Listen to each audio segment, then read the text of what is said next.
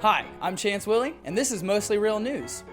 New York City Mayor Bill de Blasio says Donald Trump is wrong in his support of a police stop and frisk policy. De Blasio feels cops should at least have to buy us a drink first. Don King accidentally dropped the N-word while introducing Donald Trump this week, prompting a response from your drunk white uncle at the family cookout. If he can say it, I should be able to say it. I mean, First Amendment, baby, woo!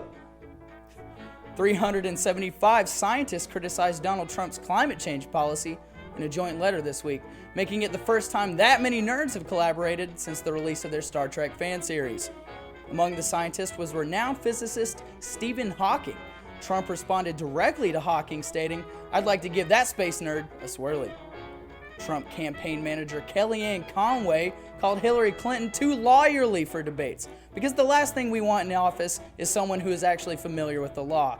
Conway also believes her doctor is too medical-y to diagnose her, and her mechanic is too technical-ish to fix a car. Donald Trump has actually taken a lead over Hillary Clinton in 3 battleground states, meaning he actually has a pretty damn good chance of winning. Here to confirm our worst fears is Trump's leading political analyst and doomsday prophet, Daniel the Disheartening. Daniel? Blood and fire will rain from the skies of civilization, and we will feel the warmth of his mercy as our false beliefs are stripped from us.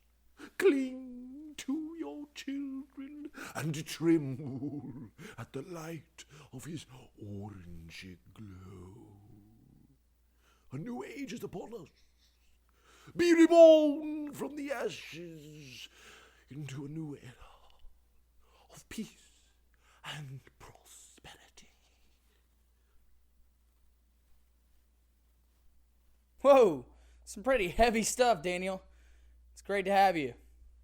Anyway, the failed Syrian ceasefire in Syria has led to the largest bombing yet by Russian and Syrian forces in the city of Aleppo. I told you it would happen. It's more bombs, really. Just more bombs. Remember when I said that? The head of the local rescue services has said it's as if the planes are trying to compensate for all the days that they did not drop bombs. John Kerry released a statement clarifying that Russia is just compensating for its collective tiny wiener. Speaking of wieners, Anthony Weiner was caught in another sexting relationship, this time with a 15-year-old girl. The messages were incredibly graphic, detailing how Weiner would leave her, quote, limp for a week, which is how he feels trying to pick up women over the age of consent. Wells Fargo was caught in a scandal after reportedly firing whistleblowers who called their ethics hotline. While testifying before a Senate committee, the CEO, John Stumpf, told lawmakers each team member, no matter where you are in the organization, is encouraged to raise their hands. We want to hear from them, unless you know a better way to find and fire them. Bank of America recently settled a lawsuit with former executive Megan Messina. Messina accused the bank of being a, quote, bros club and showing favoritism to male employees. The new settlement will require Bank of America headquarters to remove the "No Girls Allowed" sign from the break room. Women can now work without unfair treatment in upper management under the stipulation that they receive a cootie shot. North Korea accidentally revealed it has only 28 websites, including an airline travel site, a Korean news site, and get this, MySpace. In related news, Kim Jong-un passive-aggressively removed President Obama from his top 8. Speaking of social media, the Zuckerberg initiative will donate $3 billion over the next 10 years to help, quote, cure, prevent, or manage all diseases by the end of the century. This was prompted by a post on Zuckerberg's personal page claiming, "We'll cure all diseases" for 1,000 likes. NASA will soon release the details of, quote, surprising activity on Jupiter's moon Europa. Our sources believe the surprising activity to be a Pitbull concert, defending his title of Mr. Worldwide across the galaxy. Brad Pitt and Angelina Jolie will file for divorce just in time for the release of Mr. and Mrs. Smith 2, The Annulment.